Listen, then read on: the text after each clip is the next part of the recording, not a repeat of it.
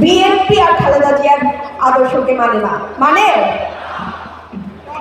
খালেদা জিয়ার আদর্শ যদি মানত তাহলে আজকে সংবিধান নিয়ে আমাদের এত লড়াই করতে হতো না। হতো আজকে যে খালেদা জিয়ার আদর্শের উপরে দাঁড়িয়ে বিএনপি এতদিন সংবিধান নিয়ে লড়াই করেছে, সংবিধান সংস্কার করার কথা বলেছে এবং খালেদা জিয়া নিজ মুখে বলে দিয়েছিলেন যে যেদিন জনগণের সরকার আসবে সেদিন বাংলাদেশের থেকে এই সংবিধান ছুঁড়ে ফেলে দেওয়া হবে। বাংলাদেশে কি জনগণের সরকার এসেছে? আসেনি, তাই না? বাংলাদেশে যে এখন কি সরকার চলতেছে এটা নিয়ে আমার এবং আমি শিওর যে বাংলাদেশের যারা পলিটিক্যাল অ্যাওয়ার তাদের প্রত্যেকের চিন্তা আছে যে বাংলাদেশে আসলে কোন সরকার চলতেছে, সরকারের ভিতরে কোন সরকার চলতেছে। তারেক রহমান প্রধানমন্ত্রী হয়েছেন, তো আমি সংসদ যে অধিবেশনগুলো চলে আপনারা কেউ দেখেছেন ওনাকে সংসদে কোনো বক্তব্য বা কোনো কিছু দিতে? দেখেছেন? পুতুল প্রধানমন্ত্রী হয়ে বসে আছেন উনি। ওনাকে যে কে চালাচ্ছেন এটা কিন্তু স্পষ্ট না। আমরা দেখছি যে সালাউদ্দিন সাহেব সংবিধানের বর্ণনা দিতে গিয়ে ইন্ডিয়ার সংবিধান তুলে নিয়ে আসছেন। এখন উনি এই ট্রেনিং কোথায় পেয়েছেন এটাও কিন্তু একটা প্রশ্ন। উনি কি ইন্ডিয়ায় থেকে ওনাকে কি বসে বসে ইন্ডিয়ার সংবিধান আর বাংলাদেশের সংবিধান এগুলো তো একই, মোটামুটি একই জায়গা থেকে এসেছে, এগুলো নিয়ে ট্রেনিং দিয়ে ওনাকে কি পাঠানো হয়েছে? তা না হলে যেই সংবিধান বাংলা বাকশালী মুজিববাদী সংবিধান আমরা বলি, সেই সংবিধানকে রক্ষা করার জন্য যেই বিএনপি সারা বছর বলে আসছে যে সংবিধানকে ছুঁড়ে ফেলে দিতে হবে, সংবিধান সংস্কার করতে হবে, সেই বিএনপির আজকে কেন সংবিধান নিয়ে এত দরদ? এটার কারণ কি? এইটার কারণ কি এটা আপনি আমাদের পুতুল প্রধানমন্ত্রীকে জিজ্ঞেস করলে উনি বলতে পারবেন না, কারণ দেশে কি হয় উনি এগুলো জানেন না।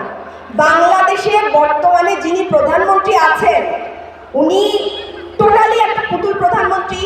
এটা বলতে আমার দ্বিধা লাগে, কিন্তু এটাই সত্য। উনি জানে না, ওনাকে যেমনি নাচায় তেমনি নাচে উনি। এখন যেমনি নাচাও তেমনি নাচ উনি নাচতে পারে, কিন্তু সেটা তো আমরা মেনে নিব না। মেনে নিব? আজকে জুলাইয়ের রক্তের উপরে দাঁড়িয়ে উনি প্রধানমন্ত্রী হয়েছেন। 17 বছর কোথায় ছিলেন? লন্ডনে ছিলেন, ভালো কথা। আসছেন দেশে, আপনি দেশের মানুষের জন্য কাজ করবেন, দেশের জন্য কাজ করবেন, নতুন কিছু করবেন। তা আপনি ওই একদিক থেকে প্রেসক্রিপশন আসে, সেই প্রেসক্রিপশনে অন্য কেউ কাজ করে আর আপনি পুতুল হয়ে সেগুলো শুনবেন, সেটা তো বাংলাদেশের মানুষ মেনে নিবে না। এই জুলাই নিম্ন হলেও 2000 ছেলেরা প্রাণ দিয়েছে, 30,000 আহত। সেই আহত রক্তের উপরে দাঁড়িয়ে আপনি প্রধানমন্ত্রী হয়েছেন, আর আপনি আজকে দেশের সাথে বেইমানি করছেন। বেইমানি তো আপনাদের পুরনো ইতিহাস, বিএনপির পুরনো ইতিহাস বেইমানি। বেইমানি না? 90-এর সময় 3 দলীয় রূপরেখা তারা বাস্তবায়ন করে নাই, সেটা বেইমানি।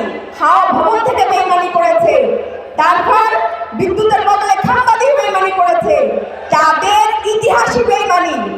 এরপর কি করেছে? আমাদের সাথে ইঞ্জিনিয়ারিং করেছে। কিভাবে ক্ষমতায় এসেছে? ভোট চুরি করে, ইঞ্জিনিয়ারিং করে। আমরা এগুলো বলতে চাই না, কারণ অনেকদিন পর একটা গভর্নমেন্ট এসছে। আমরা চাই যে বাংলাদেশের মানুষ সুষ্ঠু স্বাভাবিকভাবে দেশ চলুক, এজন্য আমরা এগুলো নিয়ে চুপচাপ আছি। যদি সত্যি কথাগুলো বলি, আপনারা বগুড়াবাসীও জানেন যে কিভাবে বগুড়ায় ক্ষমতায় আসছে, কিভাবে ভোট কাটা হয়েছে, কিভাবে এজেন্টদের বের করে দিয়ে ভোট দখল করা হয়েছে। ভোট কেন্দ্র আপনারা জানেন না? দেখেছেন না ভোট কেন্দ্র কিভাবে দখল করেছে? এই মা বোনদের বের করে দেয় না ভোট কেন্দ্র থেকে। ভোট ইঞ্জিনিয়ারিং করে ক্ষমতায় এসছে, ক্ষমতায় এসছে ভালো কথা, দেশের মানুষের সাথে মেনে নিয়েছি। এখন পুতুল প্রধানমন্ত্রী হয়ে বসে থাকেন না, দেশ চালাইতে হলে প্রধানমন্ত্রীর মতো প্রধানমন্ত্রী হন। পুতুল প্রধানমন্ত্রী বাংলাদেশের মানুষ মেনে নিবে না। আমাদের সময় কম, আমরা আপনাদের সাথে আবারও আসবো। বোনদের উদ্দেশ্যে বলে যাই, বাংলাদেশ এবং বগুড়ার অনেক নারীরা রাজনৈতিক সচেতন, এটা আমার খুব ভালো লাগে। এই রাজনৈতিক সচেতনতা ধরে রাখবেন, আপনাদের ছেলে মেয়েদেরকে রাজনৈতিক সচেতন করে তুলবেন।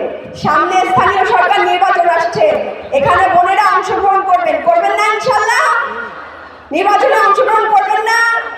নির্বাচনে অংশগ্রহণ করবেন, নিজের কণ্ঠ জারি